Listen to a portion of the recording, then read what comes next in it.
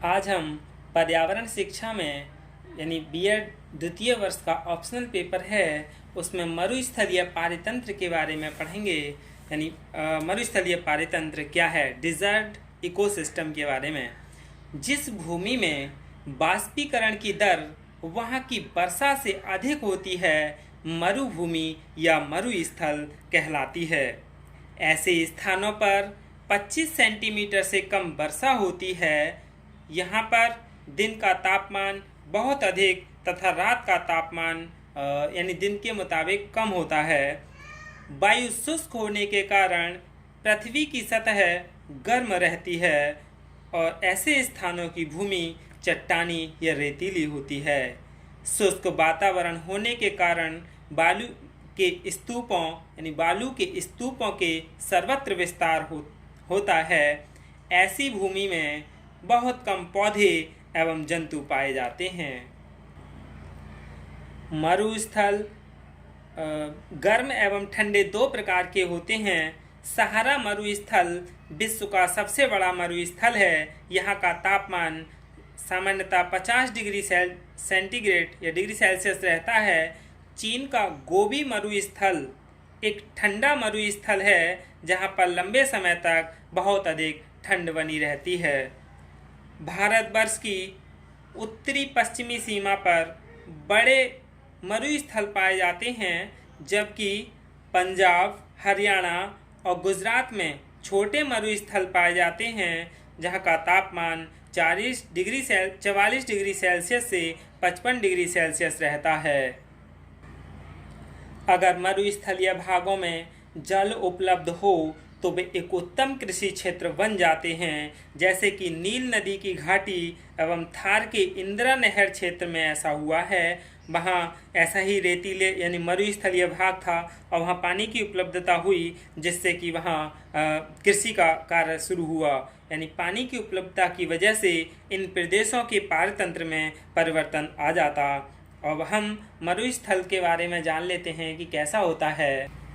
यानी ये मरुस्थलीय पारतंत्र है, जिसमें रेतीले चट्टानें बनी हुई हैं और यहाँ हल्की सी झाड़ियाँ हैं, छोटी छोटी घास है और ये पेड़ हैं जिनकी पत्तियों के लिए ऊंट भक्षण करता है। यानी ये रेगिस्तान या मरुस्थलीय पारतंत्र है। अब हम मरुस्थलीय पारतंत्र के घटक के बारे में जान लेते हैं। यानी इनके घटक 3 हैं: अजैविक घटक, जैविक घटक और अपघटक। अजैविक घटक में कौन कौन से आते हैं? मरुस्थल के अजैविक घटक अन्य पारतंत्र के अजैविक घटकों से मतलब समानता नहीं रखते हैं, बल्कि ये अन्य पारतंत्र से बिल्कुल अलग होते हैं।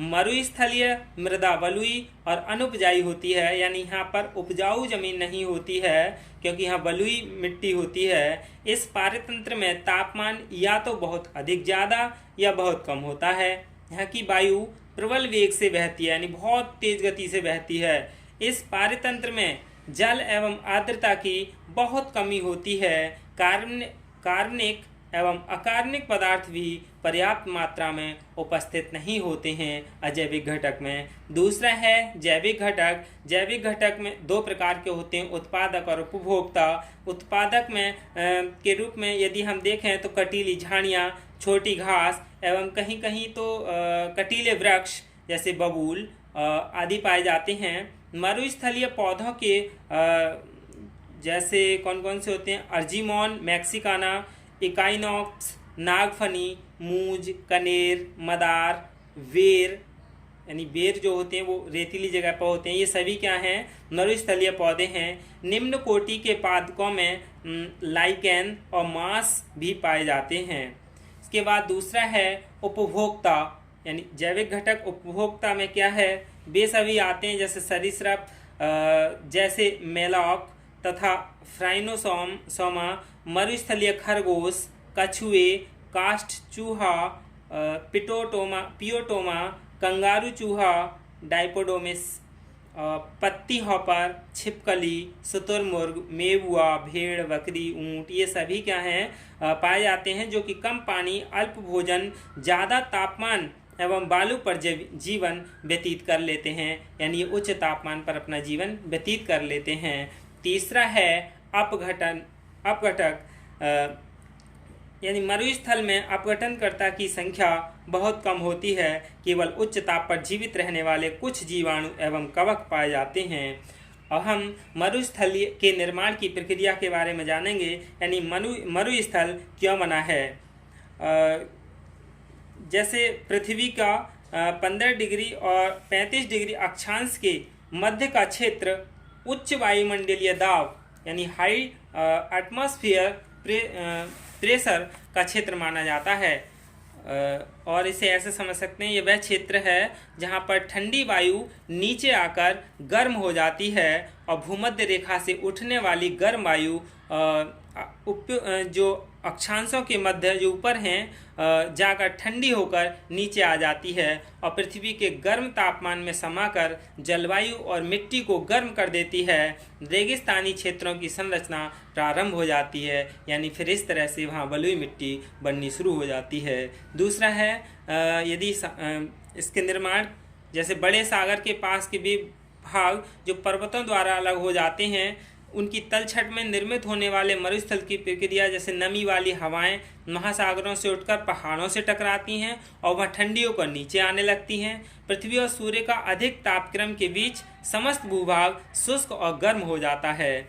और कैसे बनता है, यानी परंपरागत तरीके से, जहाँ पर आवश्यकता से अधिक पशुधन, उनकी चराई से भी बहुत बड़े बड़े भाग बंजर हो जाते हैं, क्योंकि जब वहाँ चराई होती है तो वहाँ खुर से वर्षा बहुत अधिक वर्षा मतलब हाँ पेड़ पौधे नहीं होते हैं, वहाँ बंजर हो जाता है और कम वर्षा और तेज़ धूप की मार लगातार प्रक्रिया में गति रखते हैं। सूखी मिट्टी रेगिस्तान के रूप में परिवर्तित हो जाती है, यानी जहाँ सूखी मिट्टी होती है फिर वो रेतीली बन जाती है। और इसके बहुत सारे कारण हैं, जैसे खनन कार्य, फसल उगाने की गलत विधियाँ, यानी जहाँ फसल चक्र नहीं अपनाया जाता हो, वृक्षों का विनाश भी इसका मूल कारण है, यानी इसी से मरुस्थल का निर्माण होता है। अब हम मरुस्थल की विशेषताएं के बारे में जान लेते हैं, यानी मरुस्थल की क्या विशेषताएं हैं।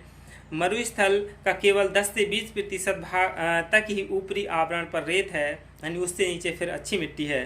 शेष भाग में बंजरी, कंकड़, पत्थर, पर्वतखंड और अनेक प्रकार की मिट्टी होती है। अधिकतर रेगिस्तानों की मिट्टी बहुत शुष्क होती है, जिससे उस पर सामान्य उपज संभव नहीं है। पर कुछ मरुस्थलों की मिट्टी में अनेक प्रकार के लवण, खनिज, यूरेनियम जैसे दुर्लभ पदार्थ मिल जाते हैं। भारी मात्रा में तेल व प्राकृतिक गैस के भंडार भी रेगिस्तानों में पाया जाता है। रेगिस्तान में प्राकृतिक रूप से बनने वाले मिट्टी के टीले या धोरे पर्यटकों के आकर्षण के केंद्र बनते हैं, फिर यहाँ पर्यटक घूमने के लिए जाते हैं।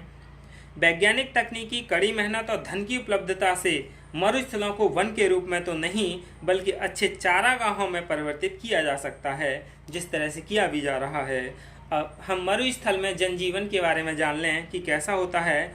पशुओं और अन्य जीवों में बड़े कीड़े, मकड़ा, सांप, अजगर, पक्षी, हिरण, लोमड़ी, भेड़िया मिल जाते हैं।